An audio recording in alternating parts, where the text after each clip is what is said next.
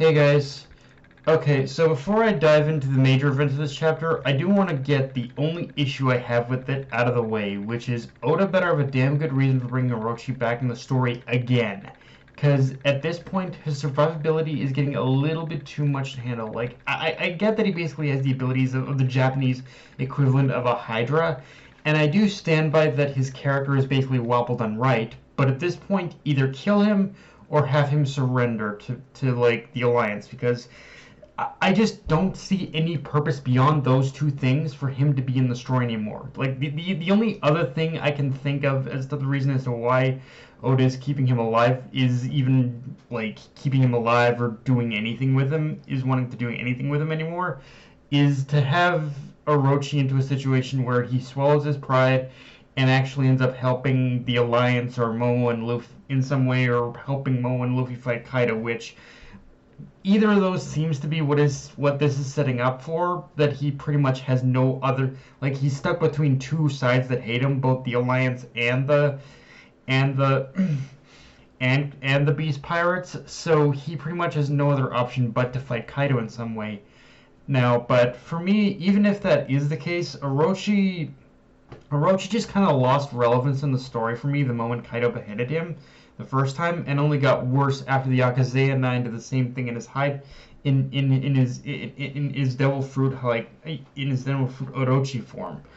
After so after that I was like, okay, please stay dead. But to see him still alive, like, anything he does now will just be a mere technicality for the story at this point. Like, he's basically a walking story engine character. That's all he is to me anymore. So just whatever you do with him, it's like just do something meaningful with him at this point, Oda. That's the only gripe I have right now. Um, with all that being said, I loved how the crux of this chapter is essentially Momonosuke facing down his fear, his trauma, his insecurities, and all of it in this chapter, and showed that despite being turned into adult, despite being turned into adult, Momonosuke still, in so many ways, is still a kid. Like, he still has a lot of those fears, a lot of those insecurities, a lot of the past trauma that any kid who goes through the stuff he did would go through. Hell, any adult really, I guess, too, as well.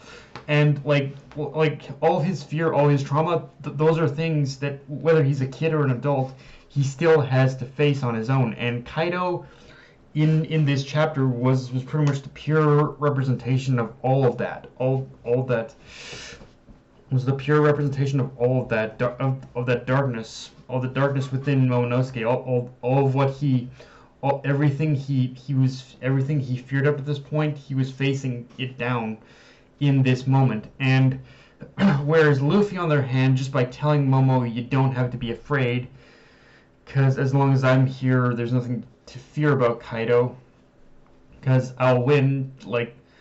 Just him saying that, it shows Luffy as sort of the light, the light showing him that he can do this, to base as the antithesis to Kaido's Kaido being the darkness the Momonosuke had to face. And I like how just pretty much Luffy saying those few simple words was the final realization Momo needed to know that he can face Kaido. Everything Momo thinks he should fear about Kaido, everything he thinks he should be afraid of, is no longer even the case, because Kaido, in a lot of ways, has already taken everything from Momo.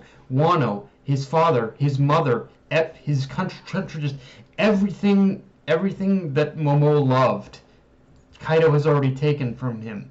There's absolutely nothing more that Kaido that he could lose at this point to Kaido, which in itself kind of goes to show to further show something about Kaido I had never realized before until this point, which is, while Kaido is powerful, don't get me wrong, it is without a doubt proven that Kaido is a monster. He is truly the king of beasts in a lot of ways.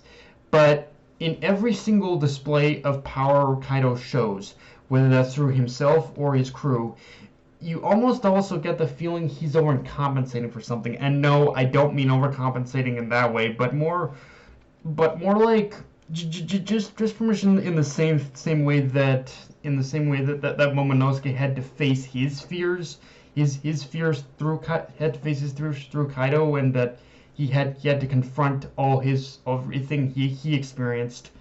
You almost get the feeling that Kaido himself is trying to hide his own fears and insecurities underneath the mask of his power and strength, which, with the reveal of him and Yamato being Oni ogres a couple chapters back, I think it does come.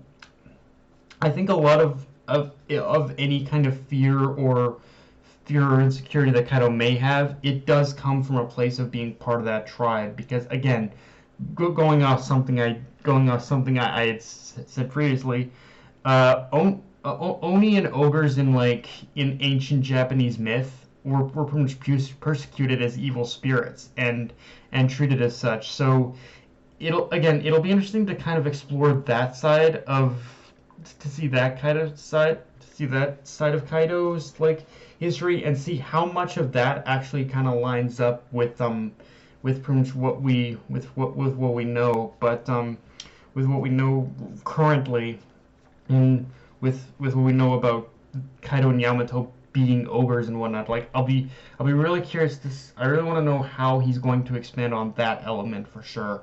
And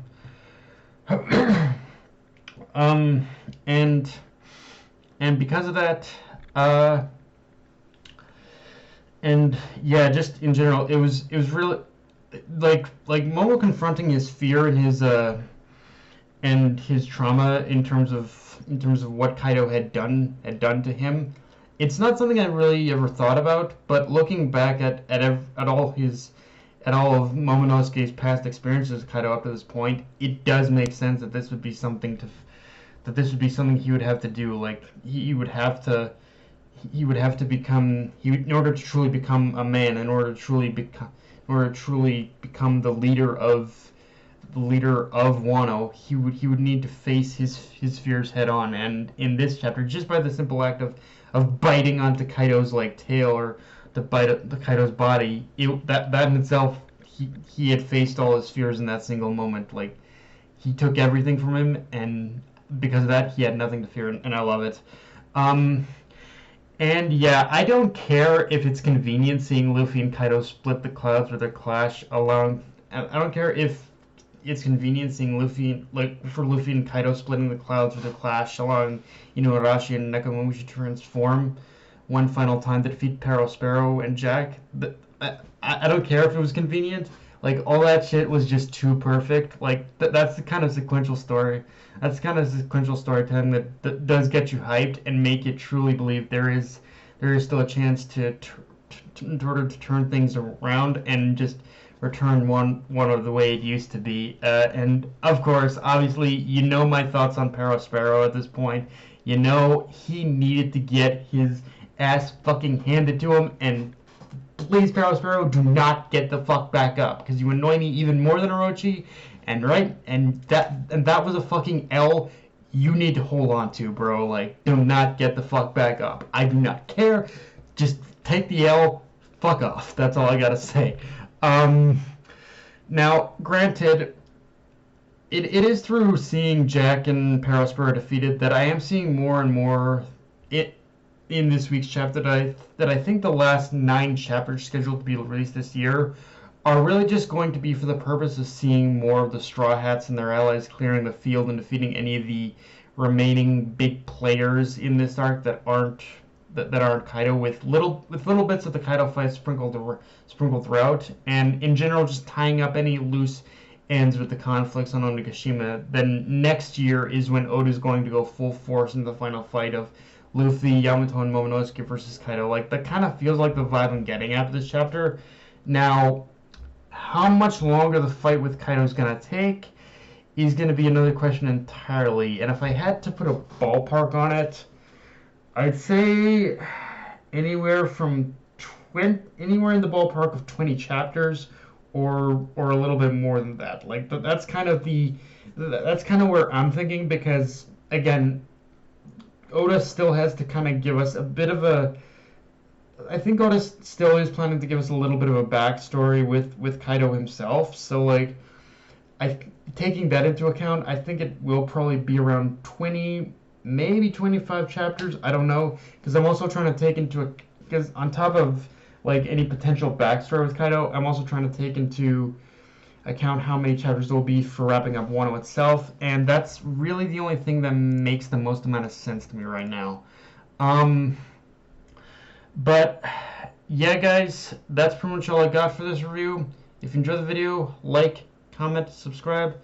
Follow me on Twitter, Analyst, Crunchyroll. Be sure to hit the notification bell, subscribe button, and just share the video around, guys. Dark Knight of Inmate, signing off. Later, everyone.